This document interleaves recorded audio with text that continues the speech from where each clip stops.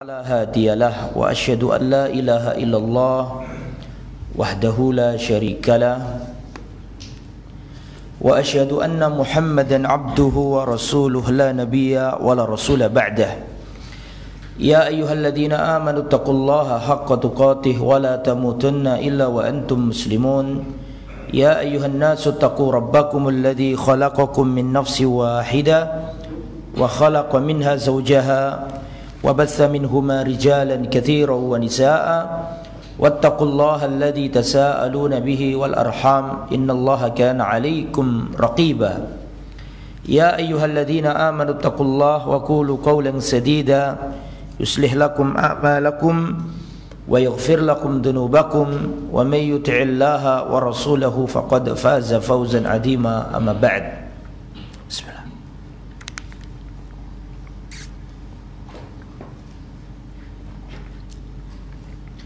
فإن أصدق الحديث كتاب الله وخير الهدى هدى محمد صلى الله عليه وسلم وشر الأمور محدثاتها وكل محدثة بدعة وكل بدعة ضلالة وكل ضلالة في النار وبعد. Ikhwatal iman, para jamaah yang dirahmati oleh Allah, kita lanjutkan kajian kitab Hikbah Minat Tarikh. Pada pertemuan yang lalu sudah kita jelaskan bab awal dari Utsman bin Affan Al-Khalifah radhiyallahu anhu. Pada pertemuan pertama saya sudah menyampaikan bagaimana proses pembaiatan dari Umar bin Khattab kemudian beralih kepada Utsman bin Affan. Dan pada pertemuan yang kedua ini kita akan membahas mabhath ats-tsani Utsman ibn Affan fi sutur. Utsman bin Affan, biografi beliau. Yang pertama, ismuhu wa nasabuhu. Ismuhu yakni Utsman ibn Affan ibn Abil As ibn Umayyah ibn Abdi Syams ibn Abdi Manaf. Nasab beliau bertemu dengan nasab Nabi pada seorang laki-laki namanya Abdu Manaf. Utsman bin Affan Ibn Abil As Ibn Umayyah Ibn Abdi Syams Ibn Abdi Manaf. Rasulullah Muhammad sallallahu alaihi wasallam Ibn Abdillah Ibn Abdul Muttalib Ibn Hashim Ibn Abdi Manaf. Abdi Manaf punya anak banyak, tapi anaknya Abdi Manaf yang terkenal di antaranya yang terkenal ada 4. Ada 4. Muttalib, saya tidak mengatakan Abdul Muttalib. Yang saya katakan apa? Muttalib, terus Hashim, terus Nawfal, Abdi Syams. Hashim melahirkan Rasulullah sallallahu alaihi wasallam. Abdi Syams melahirkan Utsman bin Affan, Muawiyah, Abu Sufyan. Jadi Utsman bin Affan ini masih sepupu dengan Rasulullah dari kakek buyut yang sama, namanya Abdu Manaf. Kemudian jadi nasab beliau bertemu dengan nasab Nabi pada seorang laki-laki namanya Abdu Manaf. Di antara 4 anaknya Abdu Manaf nih, kita coba ngulang dulu sejarah awal-awal dulu. Abdu Manaf tadi punya anak 4 yang terkenal yaitu mana-mana bareng. Dan dulu Hashim itu orangnya suka mengadu adunan roti. Kalau sudah jadi dibagikan ke jemaah haji.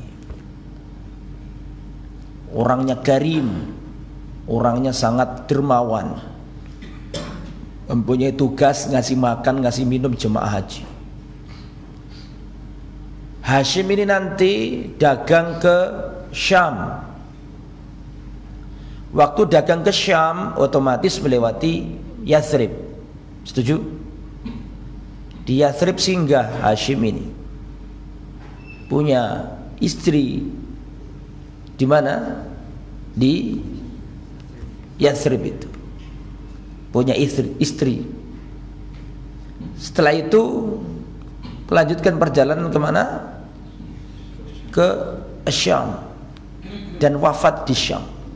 Hashim itu kuburannya tidak ada di Makkah, di Syam. Kemudian Hashim ini tadi punya adik setia atau punya saudara setia namanya Muttalib. Muttalib mikir harus ada yang melanjutkan perjuangannya Hashim. Maka dipikir sama Muttalib, siapa anaknya Hashim laki-laki. Akhirnya Muttalib ingat bahwa Hashim ini pernah menikah sama wanita di negeri apa tadi? Yathrib. Maka Muttalib datang ke negeri Yathrib mencari keponakannya tadi. Tahu kalau punya ponakan di situ. Dicari wanita yang dulu pernah dinikahi sama Hashim. Ketemu wanita itu. Dicari-cari ketemu ponakannya. Dikasih nama ponakannya itu namanya siapa? Saibatul Hamdi. Saibatul Hamd. Dikatakan Saibah karena ini bocah kecil tapi sudah beruban. Saibatul Hamd. Karena sudah beruban. Akhirnya dia diminta sama Hashim, sama Muttalib untuk diajak ke Makkah. Sungguhnya ini adalah ponakanku, tidak akan terlantar di kota Makkah. Sungguhnya bapaknya adalah orang hebat. Ini anak akan melanjutkan kehebatan bapaknya. Pertama nggak diizini sama ibunya, tapi karena pamannya yang minta dan akan dijamin, hanya diizini. Lah, si Saibah kecil ini dibonceng sama Muttalib. Berangkat kemana? Berangkat ke Mekah. Dibonceng. Dikira budaknya Muttalib. Sehingga ketika sampai Makkah, orang-orang melihat Abdul Muttalib ini budaknya Muttalib. Dikira itu budaknya Muttalib, makanya dinamakan Abdul Muttalib. Padahal itu bukan Abdul Muttalib, tapi ibnu akhi, anak saudara. Betul? Anak saudara namanya apa? Keponakan. Tapi karena sudah terlanjur, akhirnya orang memanggilnya siapa? Abdul Muttalib. Nah, dalam sejarah Banu Muttalib sama Banu Hashim ini kemana-mana bareng. Antum masih ingat Rasulullah pernah diboikot oleh orang-orang kafir Quraisy, masih ingat? Itu cuma dua bani yang setia sama Nabi, Bani Muttalib sama Bani Hashim.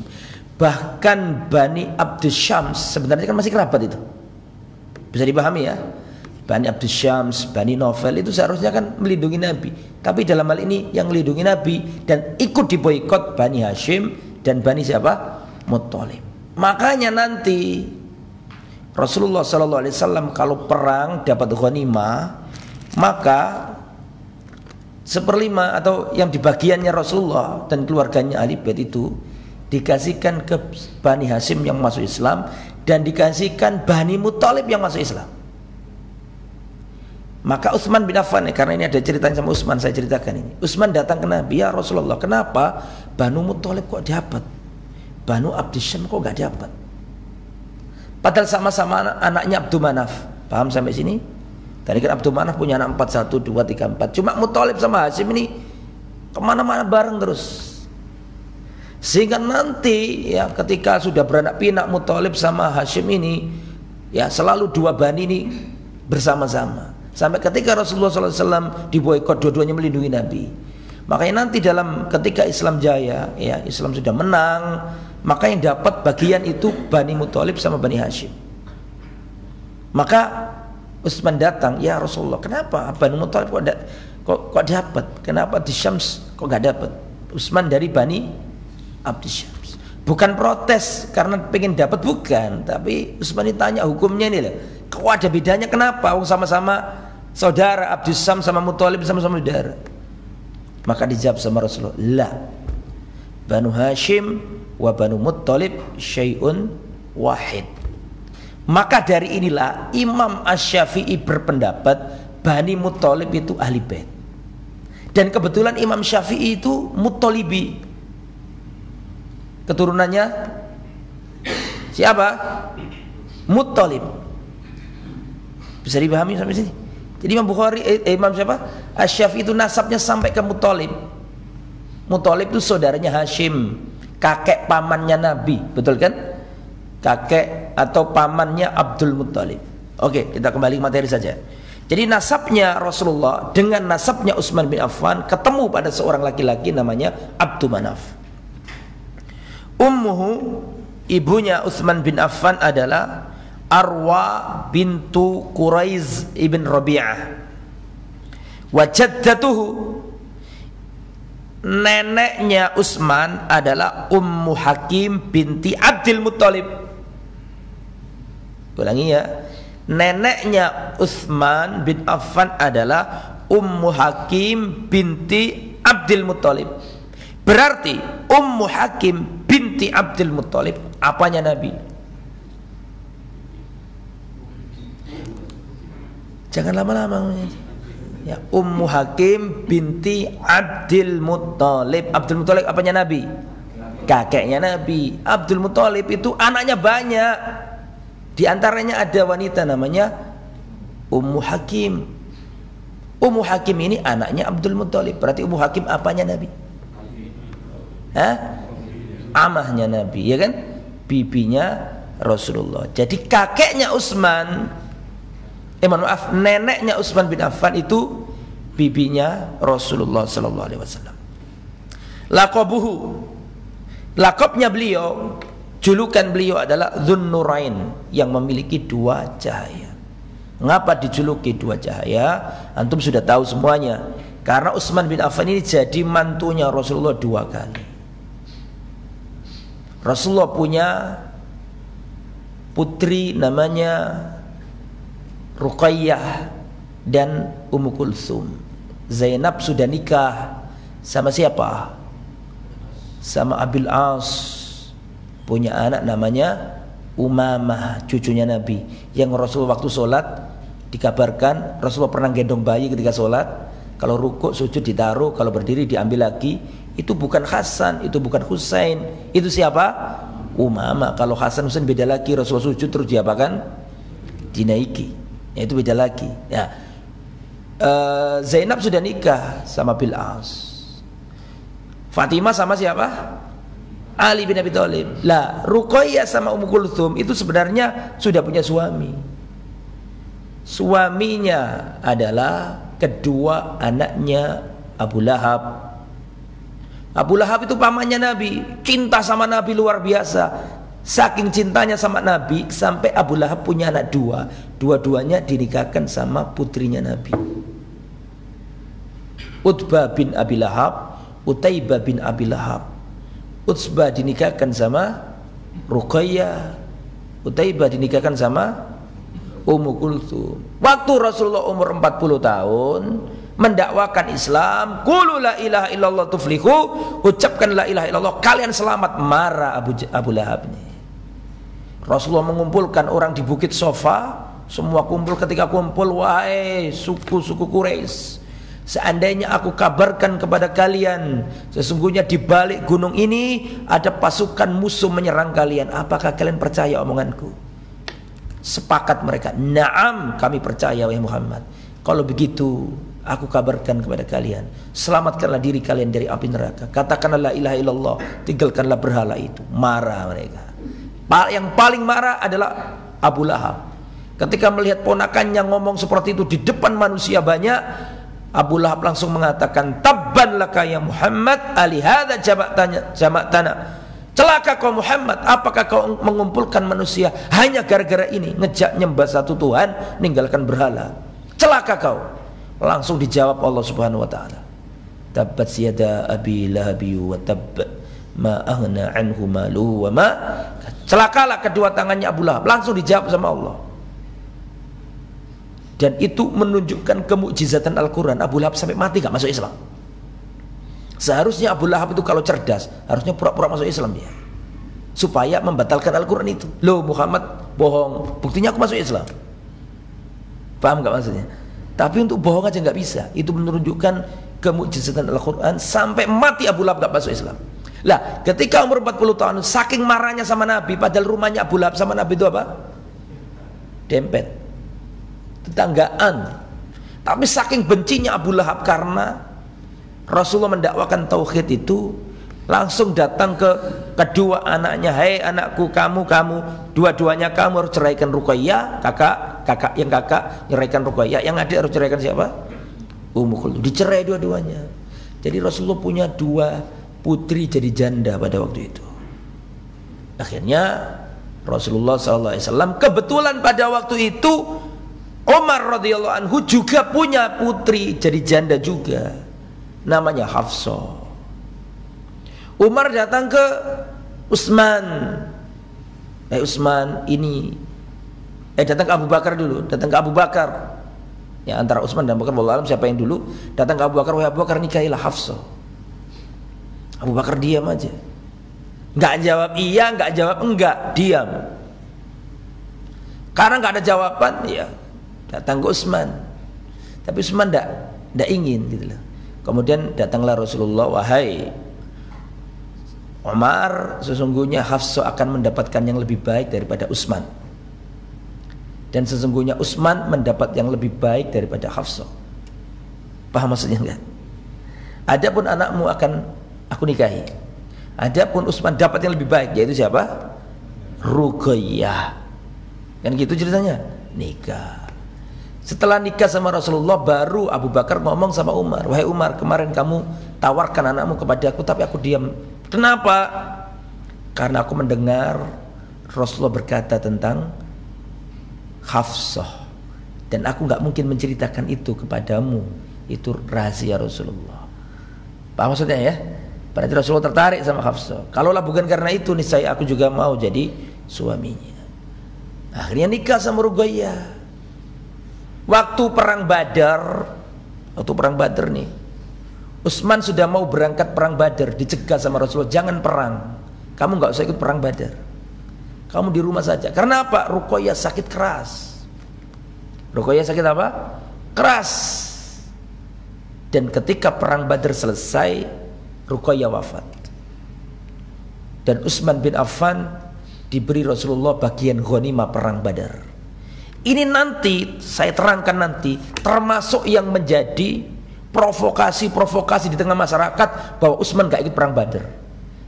Utsman gak ikut perang Badar, Utsman lari dari perang Uhud, Utsman gak ikut Bai'atul Ridwan. Nanti dijadikan celah untuk mengkudeta siapa atau melengsarkan Utsman. Nanti kita ceritakan itu. Ruqayyah wafat itu ketika perang apa tadi? Badar. Otomatis jadi duda lagi Utsman ini. Maka masih ada putrinya Rasulullah yang satunya tadi, namanya siapa? Ummu Kulthum. Barulah dinikahkan yang kedua dengan Ummu Kulthum. Setelah itu selang berapa lama Ummu Kulthum pun wafat. Rasulullah mengatakan, "Wahai Utsman, seandainya aku memiliki putri lagi, niscaya aku nikahkan lagi kepadamu." Jadi menantunya Nabi 2 kali. Ali bin Abi Thalib jadi mantunya Nabi 1 kali. Utsman bin Affan jadi mantunya Nabi berapa kali? 2 kali. Radhiyallahu anhu. Makanya dijuluki Dzun Nurain, yang memiliki 2 cahaya. Li'annahu tazawwaja bintan Nabi Ruqayyah, falamma tufiyat tazawwaja ukhtaha Ummu Kulthum. Karena menikah sama putri Nabi namanya Ruqayyah, kemudian setelah Ruqayyah wafat nikah sama Ummu Kulthum. Kunyatuhu, kunyanya Utsman adalah Abu Abdillah, bapaknya Abdullah. Seingat kami, wallahu alam, ini Abdullah dari Ruqayyah. Jadi siapa? Ruqayyah, wallahu alam. Kemudian kunyanya yang lain Abu Amr. Aslama qadiman ala yadi Abi Bakar As-Siddiq radhiyallahu anhu. Utsman bin Affan termasuk yang mula-mula masuk Islam. Utsman bin Affan itu masuk dalam surat At-Taubah ayat 100. Ya. Was-sabiqunal awwalun minal muhajirin wal ansar walladzina tabauhum bi ihsan radhiyallahu anhum wa radu'an. Dan orang-orang yang terdahulu yang pertama kali masuk Islam dari kalangan muhajirin dan dari kalangan ansar, dan orang-orang yang mengikuti mereka dengan baik radhiyallahu anhum, distempel radhiyallahu anhum. Kemudian wa'adda lahum jannatin tajri tahtal anhar, Allah sediakan untuk mereka sungai, Allah sediakan untuk mereka surga dan sungai yang mengalir di bawahnya kekal selamanya. Jadi menurut surat At-Taubah ayat 100, orang itu masuk surga harus menjadi satu di antara 3 golongan. Menurut surat At-Taubah, orang itu masuk surga harus menjadi salah satu di antara 3 golongan. Yang pertama minal muhajirin wal ansar. Terus yang nomor 3 walladzina taba'u bi ihsan. Muhajirin tidak mungkin kita jadi muhajirin, sudah selesai. Jadi ansor juga nggak mungkin, sudah selesai. Lah kita ini jatahnya yang terakhir nih. Walladzina taba'uhum, dan orang-orang yang mengikuti mereka illa manhaj salaf, mengikuti sahabat. Jadi kalau ingin masuk surga, jatah kita nomor 3 nih. Menjadi muhajirin itu nggak mungkin. Bisa menjadi muhajirin. Menjadi ansor sudah selesai masanya, penolong Nabi. Tinggal satu nih golongan yang tersisa. Allah jatahkan untuk kita walladzina taba'uhum, dan orang-orang yang mengikuti mereka radhiyallahu anhu. Makanya disinilah pendalilan kenapa kita harus mengikuti para sahabat, karena jatahnya yang memang cuma itu. Walladzina taba'uhum bi ihsan radhiyallahu anhum warduan. Hajara ila, masuk Islam pertama melalui tangannya Abu Bakar. Jadi Abu Bakar As-Siddiq ini mengislamkan pendekar-pendekarnya sahabat. 10 sahabat yang dijamin masuk surga itu banyak yang masuk Islam di tangannya Abu Bakar. Utsman masuk Islam di tangannya Abu Bakar. Abdurrahman bin Auf melalui Abu Bakar. Sa'ad bin Abi Waqqas melalui Abu Bakar. Tolha bin Ubaidillah melalui Abu Bakar. Zubair bin Awwam melalui Abu Bakar. Jadi Abu Bakar ini banyak mengislamkan para sahabat senior, bahkan yang dijamin masuk surga. Pahalanya banyak Abu Bakar ini. Hajaro ilal Habasyah thumma ilal Madinah. Beliau ini hijrah 2 kali. Pertama hijrah ke Habasyah. Awalu ahli bait hajaro fi sabilillah ba'da Ibrahim. Ya, keluarga yang pertama kali hijrah setelah keluarganya Ibrahim, ya keluarganya Utsman ini. Karena Utsman pada waktu itu berangkat ke Habasyah sama siapa? Saya mau tanya. Sama siapa? Sama istrinya, sama Ruqayyah. Jadi Utsman itu sama putrinya Nabi sudah pernah menginjakkan benua hitam sana, Afrika. Itu mana? Habasyah, Ethiopia. Azwajuhu wa auladuhu, istri-istrinya dan anak-anaknya. Istrinya Utsman ada 8 yang punya kisah khusus yang nomor 8. Luar biasa kisahnya. Yang pertama Ruqayyah bintu Rasulullah, tahu semuanya, sudah kita ceritakan. Yang kedua Ummu Kulthum bintu Rasulillah. Yang nomor 3 Fakhita binti Ghazwan. Nomor 4 Ummu Amr bintu Jundub. Nomor 5 Fatimah bintil Walid bin Abdisyams. Yang nomor 6 Ummul Banin bintu Uyainah. Nomor 7 Ramla bin Syaibah bin Rabi'ah. Syaibah bin Rabi'ah ini musuh Islam, dibantai dalam perang Badr, ngelempar pertama kali waktu Mubarozah. Ya, punya anak Ramla, ya otomatis masuk Islam, sudah masa-masa Islam, dinikahi sama Utsman. Yang nomor 8 Naila binti Al-Farafiso. Naila binti Al-Farafiso itu dari Kufa, perempuan berkulit putih, cantik, jelita, Kristen agamanya. Dulunya agamanya apa? Kristen, Nasrani. Terus masuk Islam. Kecantikannya sampai kedengaran Utsman bin Affan. Dilamar, masuk Islam, dilamar sama Utsman, mau. Dalam riwayat macam-macam riwayat ya, riwayat macam-macam umurnya. Ada yang mengatakan umurnya Naila ini 18. Umurnya Utsman sama, cuma dipindah nomornya. Berapa? Ada yang mengatakan 16 sama 70 sekian. Macam-macam riwayatnya banyak. Tapi terlepas dari riwayat banyak itu, intinya ini Naila masih gadis belia, Utsman sudah syebe, nemen syebe. Sudah apa, benar-benar apa? Tua. Waktu malam pertama atau sebelum menikah ditanya nih. Naila ditanya, "Wahai Naila Al-Farafiso, kenapa kamu mau nikah sama aku?" Dijawab sama Naila, "Aku suka lelaki yang lebih tua dariku." Kata siapa? Naila. Dijawab sama Utsman, "Tetapi masa tuaku sudah melampaui masa tua yang ada, tua yang terlalu. Apa kata Nailah? Akan tetapi masa mudamu kamu habiskan bersama Rasulullah sallallahu alaihi wasallam. Itu yang menyebabkan aku itu. Tapi ini bukan cinta ala Siti Nurbaya yang dijodohkan. Ini benar-benar jatuh cinta Nailah ini sama Utsman. Setiap hari mencintai Utsman bin Affan sampai nanti ketika terjadi prahara, terjadi kudeta berdarah, itu Nailah setia bersama Utsman. Sangat mencintai Utsman, sangat dicintai Utsman. Utsman menjadi pendekar menaklukkan negeri-negeri. Zamannya Utsman itu Islam sampai ke Kairouan, Tunisia atau Tunisia, Aljazair daerah sana. Sampai ke Azerbaijan, ex-Soviet, sampai ke Kabul, Afghanistan. Wilayah Islam kuat deh seperti itu. Pemimpinnya cuma satu di Madinah. Punya istri yang setia namanya Nailah, masih muda, cerdas, cantik. Waktu terjadi kudeta berdarah itu mereka masuk, nanti saya ceritakan, ini cuma sekilas saja nih. Nanti ada babnya sendiri di seterusnya.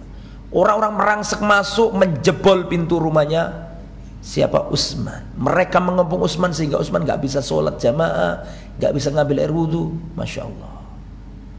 Padahal luar biasa Utsman. Akhirnya mereka merangsek masuk, mereka menghunuskan pedang.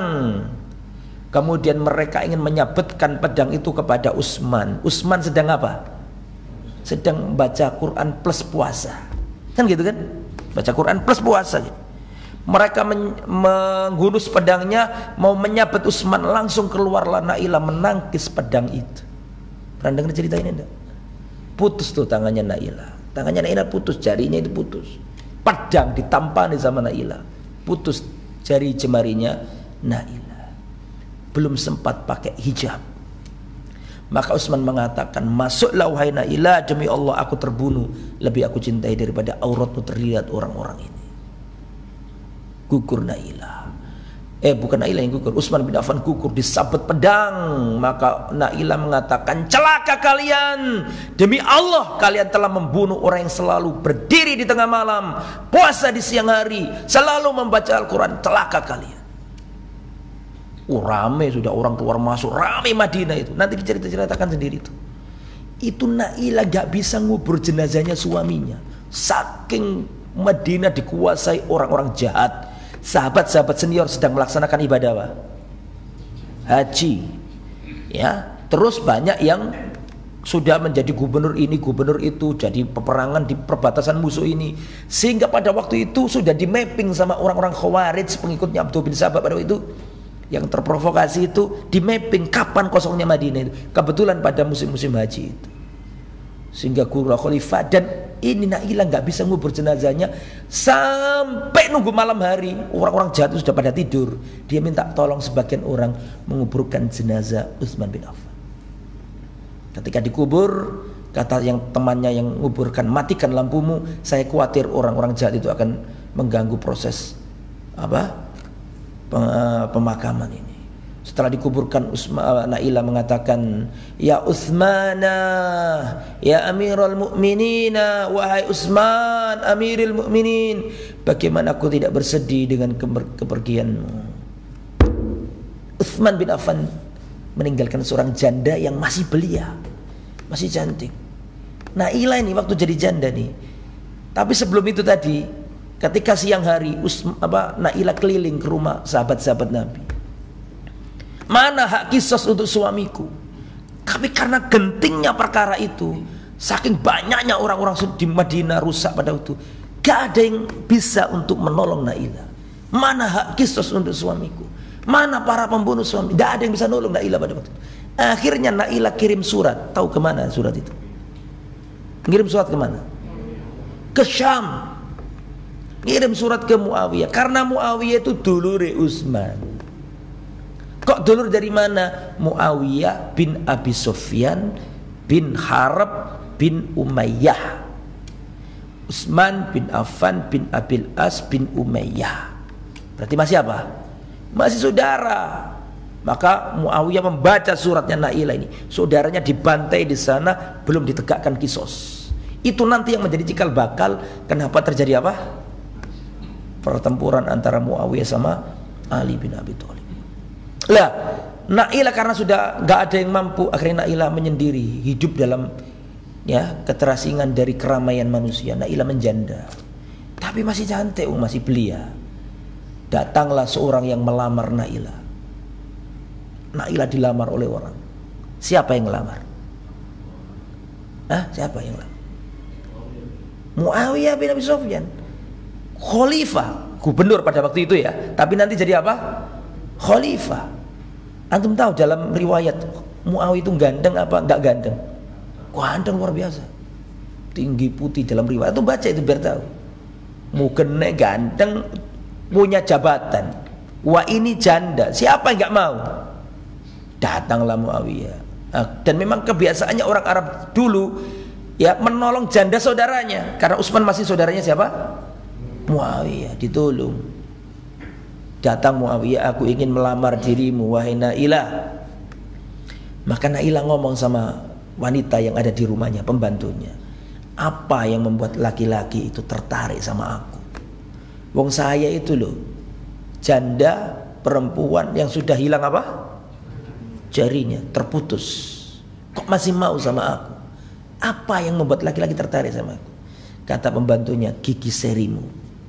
Gigi apa? Maka dia mengambil batu dan memecahkan giginya. Kemudian dia mengatakan, demi Allah selama-lamanya aku tidak pernah mencari pengganti selain Utsman bin Affan radhiyallahu anhu. Sampai mati gak nikahin. Saking cintanya sama siapa?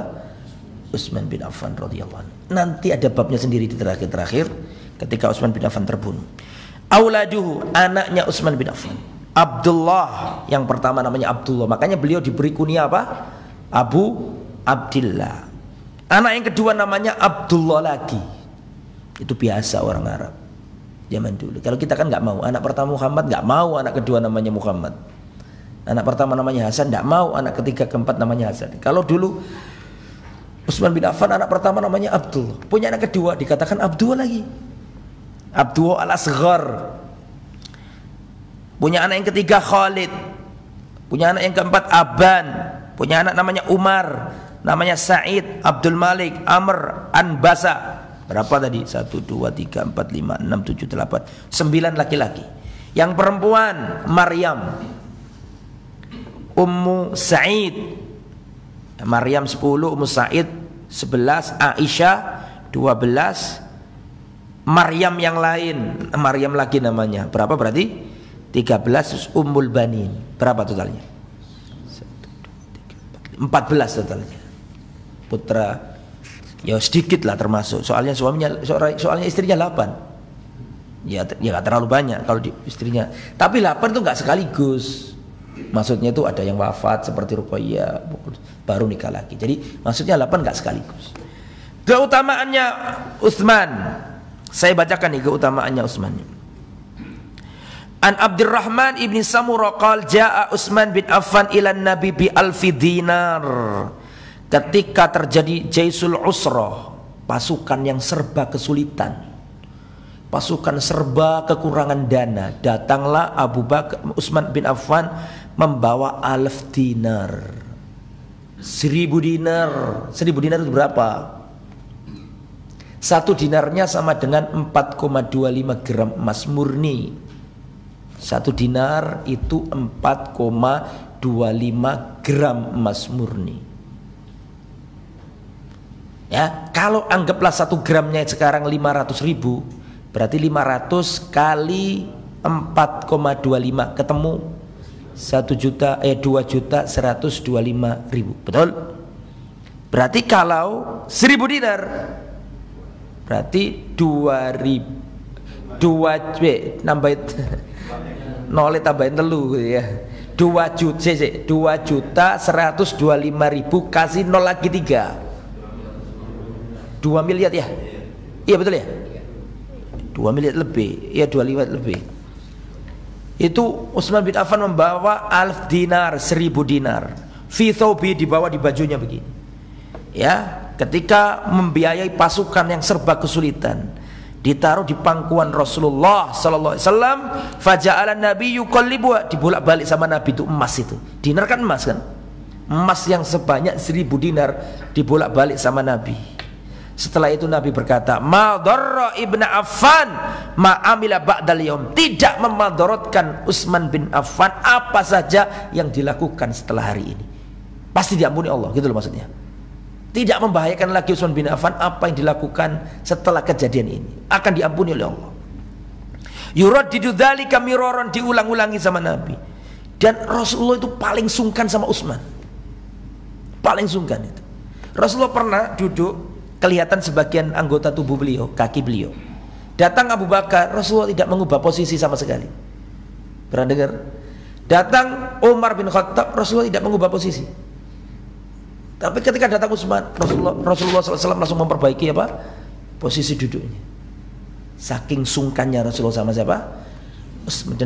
Dan Utsman memang orangnya termasuk orang yang pemalu. An Nabi Musa al-Ash'ari radhiyallahu an, dari Abu Musa al-Ash'ari.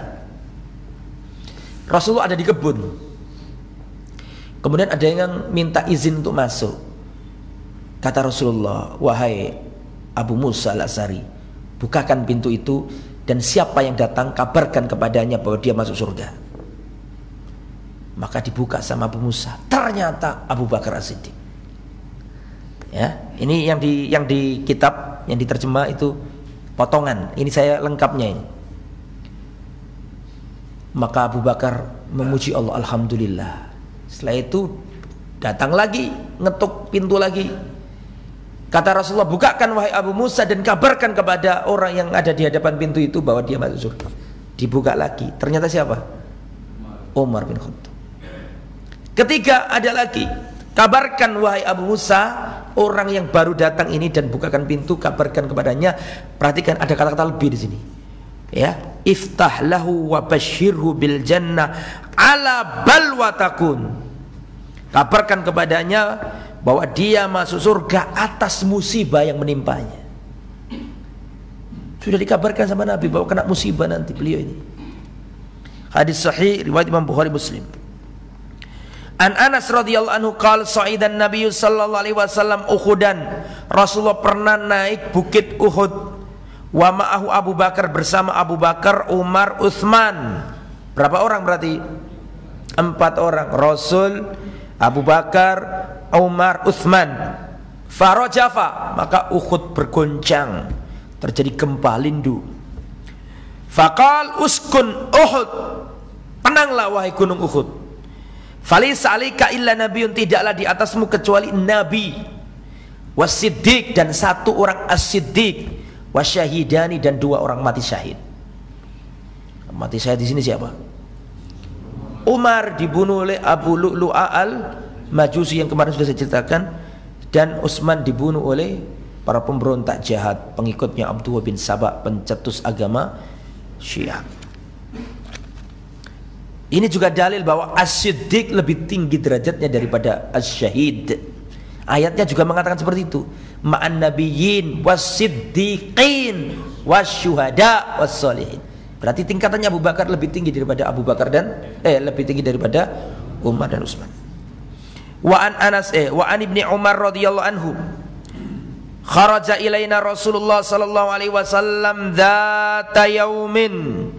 Pernah Rasulullah sallallahu alaihi wasallam keluar bersama kami. Rasulullah keluar menuju kami pada suatu hari. Faqal, Rasulullah berkata, ra'aitu anifan ka'anni utitul maqalid. Barusan aku bermimpi. Oh, enggak disebutkan mimpi di sini. Ra'aitu anifan, baru saja aku melihat, ka'anni, seakan-akan aku diberi al-maqalid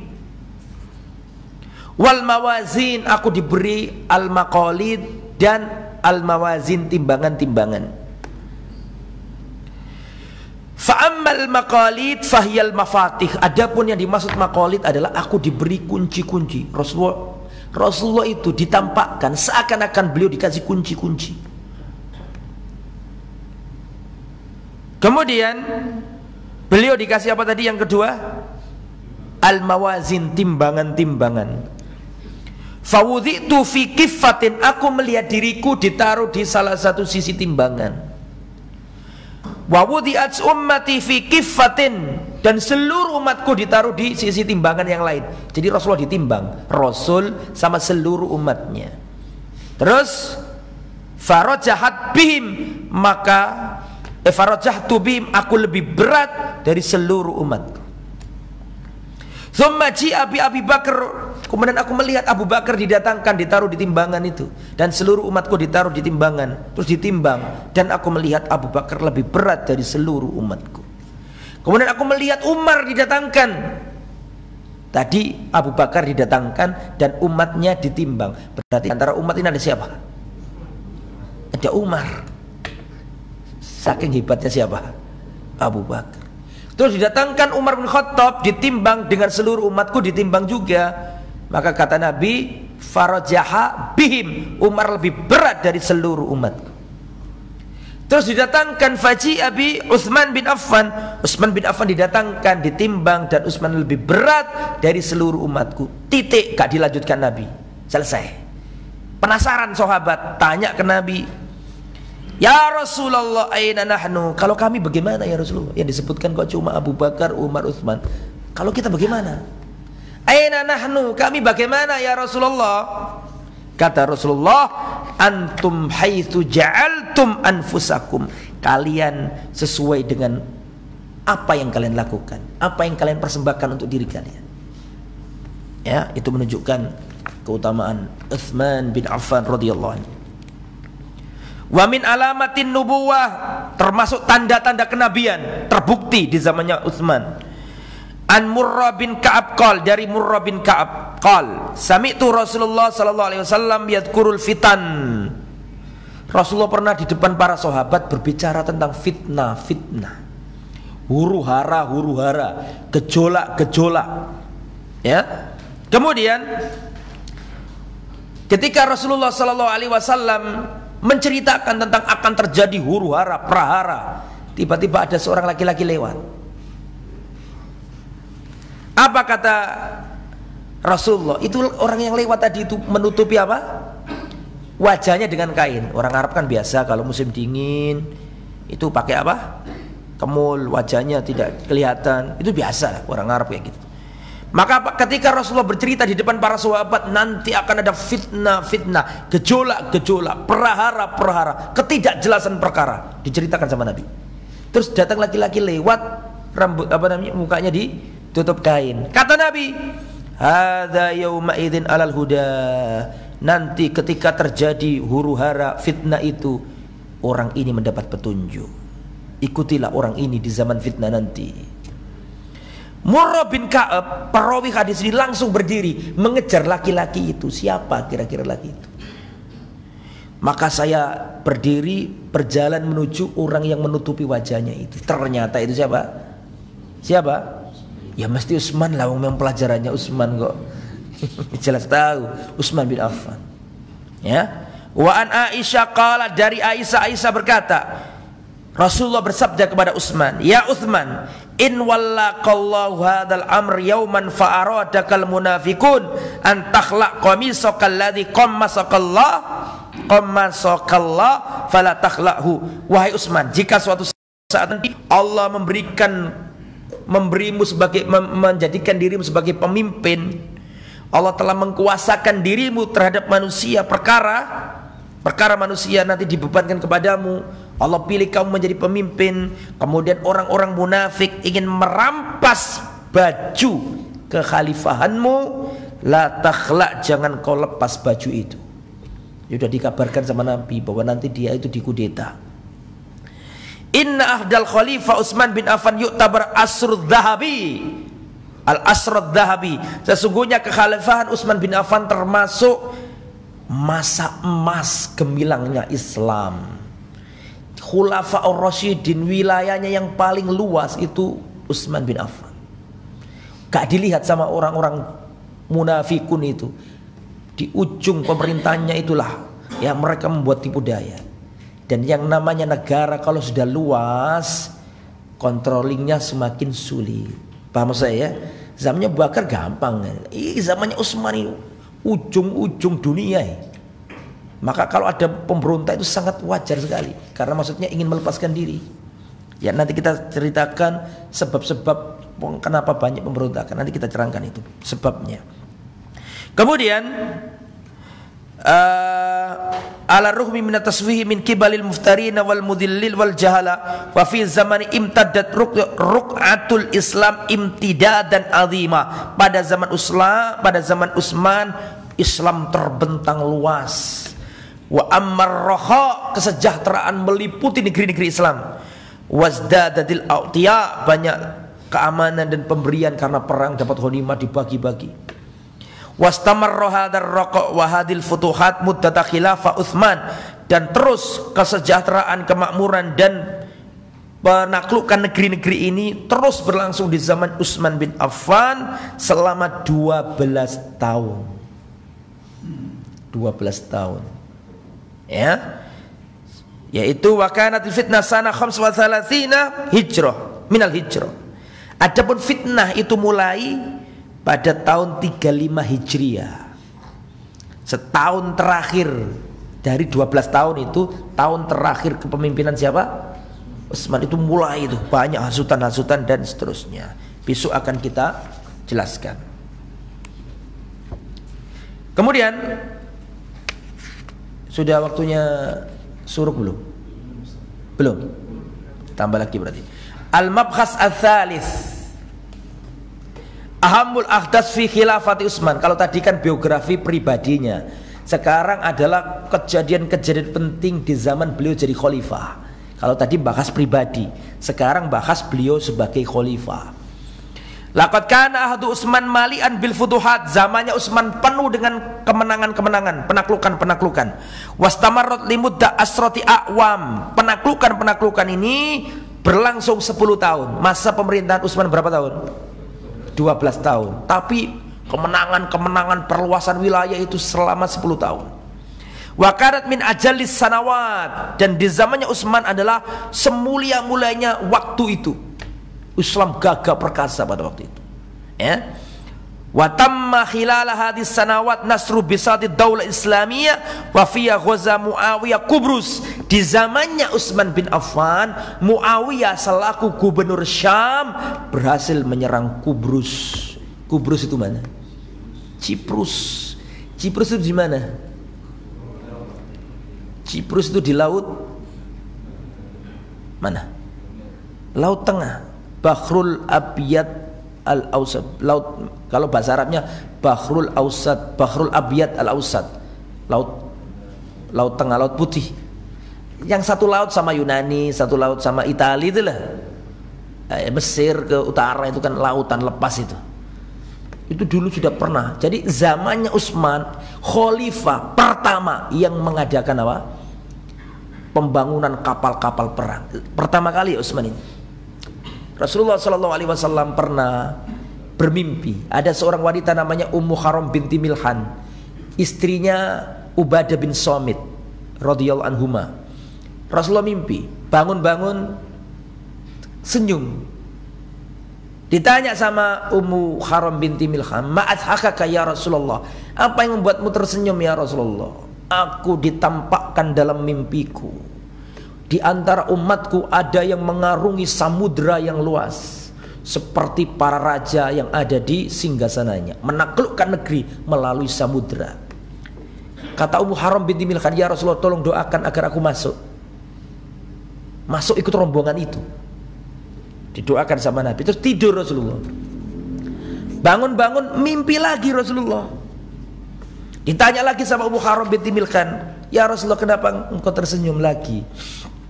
Ditampakkan kepadaku sebagian dari umatku menaiki samudra, mengarungi samudra, naik kapal seperti raja-raja di atas singgasananya, menaklukkan negeri-negeri melalui samudra.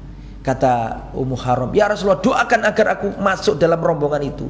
Kata Rasulullah, anti minal awwalin, kamu termasuk yang pertama-tama ikut rombongan pertama kali perang lewat laut itu. Waktu berlalu, Rasulullah wafat, Abu Bakar wafat, ganti Umar wafat, sampai zamannya Utsman bin Affan yang jadi gubernur Syam siapa? Yang jadi gubernur siapa? Syam, Muawiyah. Muawiyah yang buat kapal perang, izin siapa? Utsman, diizini sama Utsman. Maka dijadikan pelabuhan besar di bawah komando Muawiyah. Itu termasuk kebaikan Muawiyah itu. Luar biasa Muawiyah itu. Muawiyah bin Abi Sufyan mengadakan, dan orang itu, saya sejak kecil nih, kalau dengar nama Muawiyah mesti kesannya jelek. Antum juga gitu apa enggak? Yang belajar agama ya mesti, kalau sejak kecil belajar SD, SMP, ya gak ngerti lah. Saya sejak kecil MI, kalau dengar nama Muawiyah itu mesti agak benci gitu, karena tarikhnya Indonesia itu kayak gitu, yang masuk itu. Di antara tujuannya Muawiyah ini membangun istana-istana gitu. Kok berbeda dengan Khulafaur Rasyidin? Betul apa enggak? Di antara celaannya kan Muawiyah dianggap apa? Membuat kastil-kastil besar. Kita jawab, Muawiyah itu tinggalnya di Syam. Syam itu perbatasan langsung sama tentara salib. Dulu Turki kan Romawi, dulu Syam itu Romawi. Di zamannya Umar ditaklukkan, maka mereka lari ke Konstantinopel. Jadi Syam itu gerbangnya Islam, sebelahnya sudah tentara salib. Sebelum ditaklukkan oleh kaum muslimin, Syam itu memang banyak benteng-bentengnya miliknya apa? Romawi. Memang kulturnya Syam berbeda dengan kulturnya Hijaz, Mekah, Medina. Gak pakai benteng gak apa-apa. Tapi kalau Syam, bahkan sebelum ditaklukkan memang sudah ada banyak apa? Benteng-benteng, kastil-kastil peninggalan mana? Romawi. Jadi harus kelihatan wibawanya.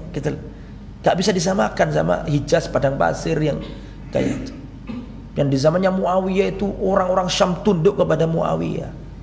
Orang-orang Kaisar Romawi tidak berani. Nanti ya waktu Muawiyah, lihat Muawiyah waktu perang sama Ali nih, dilihat sama Kaisar Romawi, wah ini Muawiyah lemah ini, kesempatan. Akhirnya Kaisar Romawi mengerahkan pasukannya besar-besaran merapat ke arah Suriah. Ya Syam itu sekarang. Dulu kan tempatnya Muawiyah ada di mana? Damaskus, ya, Suriah. Pasukan salib sudah dikerahkan, sudah di perbatasan bibir Syam itu. Ingin menghantam Muawiyah karena Muawiyah ini terlalu kuat untuk ditaklukkan. Mumpung perang sama siapa? Ali, terkuras habis. Kan kalah Muawiyah pada waktu itu. Ali yang menang. Kesempatan ini didatangkan. Intelijennya Muawiyah datang ke Muawiyah dan berkata, wahai Khalif, wahai gubernur, sesungguhnya tentara-tentara salib sudah ada di perbatasan. Langsung nulis surat Muawiyah. Ya, ditulis Muawiyah, nulis surat, disampaikan ke Kaisar Romawi, dibawa oleh utusan, dibaca sama Kaisar Romawi. Ya Kalb, wahai anjing, kalau kau nggak kembali membawa pasukanmu ke negerimu, demi Allah, aku akan berdamai dengan anak pamanku. Siapa anak pamanku di sini? Siapa? Masih saudara itu, ketemu di Abdi Manaf. Ali sama Muawiyah itu masih ada nasab. Demi Allah, kalau kau nggak tarik pasukanmu, aku akan berdamai dengan anak pamanku Ali bin Abi Thalib. Kemudian aku akan datangkan pasukan menuju negerimu.